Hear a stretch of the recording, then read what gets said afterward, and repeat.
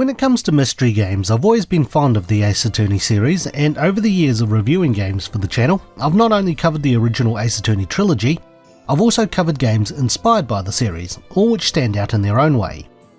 Today we're going to look at another game inspired by the Ace Attorney series with Trials of Innocence, an indie courtroom and detective game by Chinese developers C&D Games. This game is in fact a remake of a mobile game released 10 years ago in China only, and is dedicated to the memory of its lead writer. With this remake, the game is now accessible in English and Japanese. There will be late game footage shown in this review out of context. I'll also use the English localization of names as I played this game in English. Trials of Innocence has you mainly playing as two defense attorneys, the rookie Luna Ray, who had just come back from studying abroad, and her mentor and chief of the Drake and Thomas Co. law office, Charlie Drake. Luna makes her debut as a defense attorney defending her friend and senior Plum Swift. Plum is a detective novelist who had been accused of murder while dressed as an evil god. It also doesn't help that Plum maintains her innocence while saying that she had pushed someone and he just happened to die. On the plus side, Luna is up against a prosecutor who had just gotten his license half a month ago. In the courtroom, Luna will have to figure out what had happened to the streamer Shivery Camel in a reportedly haunted murder house, and this case doubles as the tutorial and introduces the courtroom mechanics of the game. Afterwards, Luna and Charlie will have to investigate scenes, find evidence and talk to witnesses so they can produce information and evidence in court to defend their clients. While inspired by the Ace Attorney games, can this game step out of its shadow? Find out as we look at if the game is any good in The Good. I really like the mechanics of this game. While a lot of it is based off Ace Attorney, Trials of Innocence puts its own twist on it. For example, when you're investigating a scene, you can press a button to see what you can interact with, which makes selecting what you want to look at much easier. The game also has its own spin on Ace Attorney's Cyclock mechanic with the Verity Lance. This item reacts when a person is lying or deliberately concealing information, and when in use, you have a time limit to answer and produce the correct evidence to bring the truth out. When cross-examining, instead of cycling through the testimony, it appears as keywords around your character, and you choose which ones to press or present evidence to. When you select keywords, the statement regarding it will appear so you know which one of your questions or evidence will relate to. If you're having trouble figuring out what you need to look at, there is a think button which will either hint to you what you need to keep an eye out for, or sometimes even to progress the game if there's nothing you can do with that particular testimony. The game also has a rebuttal system where you butt heads with certain characters, and you need to refute the correct statements as well as present evidence when required to make a breakthrough in the trial. Luna also has a mechanic represented by her falling into water where she gathers her thoughts and brainstorms key elements of the case, which ultimately leads to the case's classic turnabout, which I liked too. These two mechanics gave me Danganronpa vibes, which isn't a bad thing either.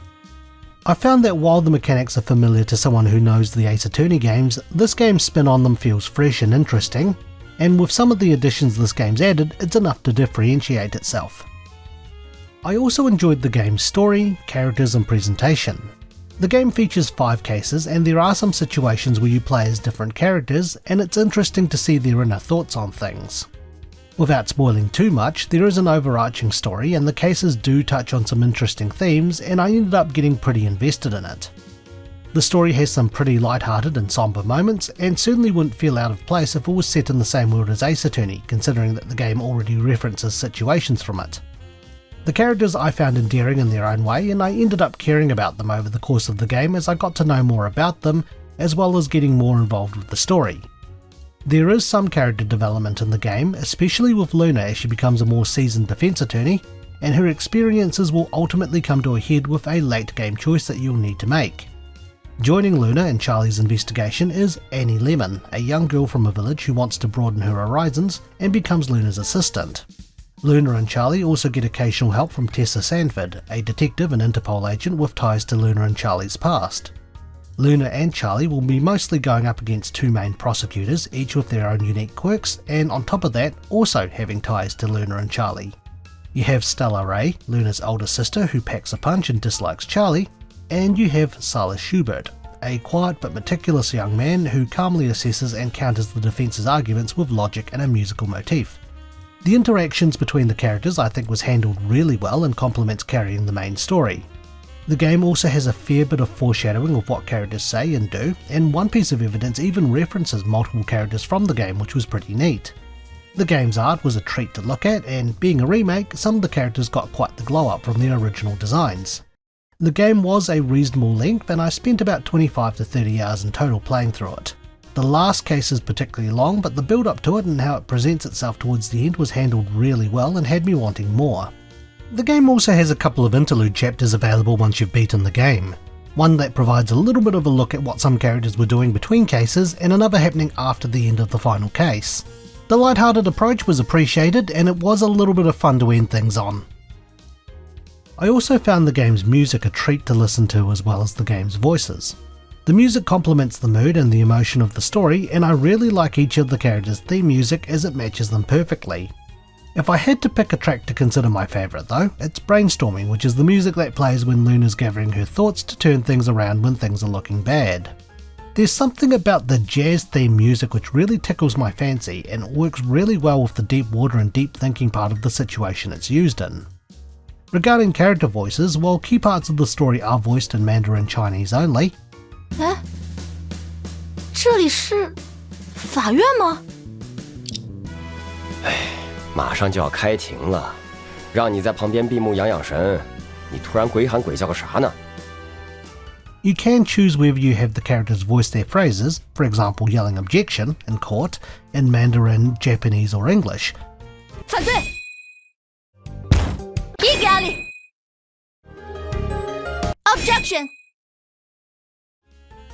Which, while seems minor, is still very impressive as the respective voice actor and actresses voice all three languages. While objection is shared among the defence and prosecution in court, each character has their own unique voice lines in all three languages, and even Luna and Charlie have their own variations of hold it and take that in English, which stood out to me. The developers, voice actors and actresses didn't even need to go to the lengths of recording the lines in Japanese and English as well as adding them to the game, and I think they really went over and above with this, as I enjoyed switching between the three while I was playing through it. However, the game isn't without fault, so let's look at what didn't go so well in the bad. Given that the devs had helped to translate the game into English and Japanese, I'll be more lenient and forgiving about spelling mistakes, sentence structures, direct and awkward translations, and punctuation. It's understandable that the Chinese version would be the most polished and thus the priority. However, based on my observation of the English translation of the game, I have found that there were parts of it left untranslated, including entire lines and particularly the name of a certain character. While it wasn't too tricky to work out what the untranslated lines might have been about, given what the line before and after says, it just feels weird that when a character's name is translated correctly when you're talking about them, just not when there is the speaker. There appears to be some presentation issues during the rebuttal sequences where some words will overlap, and there was a moment where I was brainstorming where a word I needed to complete the brainstorm simply hadn't come up after several minutes, causing me to load from a previous save and hope that it would show up. I would consider these issues minor, and I'm pretty sure the devs can work on fixing them up over time. I feel the untranslated sections and the overlapping of text during rebuttals would be the priority here, followed by script revisions to fix up some of the more direct and awkwardly translated phrases. I feel with the translation there's probably puns at work regarding the characters' names, which I think are lost in translation, and there's been some pretty unique names of things come up. I mean, come on! Skyrim Trade Center? Really? Nonetheless, there isn't much else for me to talk about here, so let's wrap things up with the opinion. I really enjoyed my time with Trials of Innocence, and just like Aviary Attorney, Tyrion Cuthbert, Attorney of the Arcane, and Paper Perjury, the game stands up in its own right while being inspired by Ace Attorney. Trials of Innocence has very solid mechanics with its own take on classic Ace Attorney ones while introducing new ones to differentiate itself. The game's story was engaging and interesting with memorable characters and solid character development. The music was a treat to listen to, with the game's voice work going over and above to have certain phrases voiced by their respective voice actors and actresses in Mandarin, Japanese and English. My only gripes with the game are things that can be addressed and fixed over time, so once the translations are polished and some of the presentation of text during rebuttals tidied up, it'll be pretty hard to fault the game. This game is perfect for anyone who enjoys Ace Attorney, and out of the inspired games, I feel this game has played it safe and captured the energy of Ace Attorney the best, having events, characters and plot feel right at home with what you would expect from an Ace Attorney game. I think the devs should be proud of what they've done, and the game's a great testament to the memory of the lead writer. There are some loose ends, and I hope that there's a sequel in consideration to tidy them up, because after playing through the game, I'm wanting more. So with that, it's time for my rating. I would give Trials of Innocence the Verity Lance out of 10. Thanks for watching, and stay tuned for the next Infinite Backlog review. If you enjoyed today's review, feel free to like, comment and subscribe for more. You can check out our other videos or follow us on X, Instagram and Facebook. Once again, thank you for watching.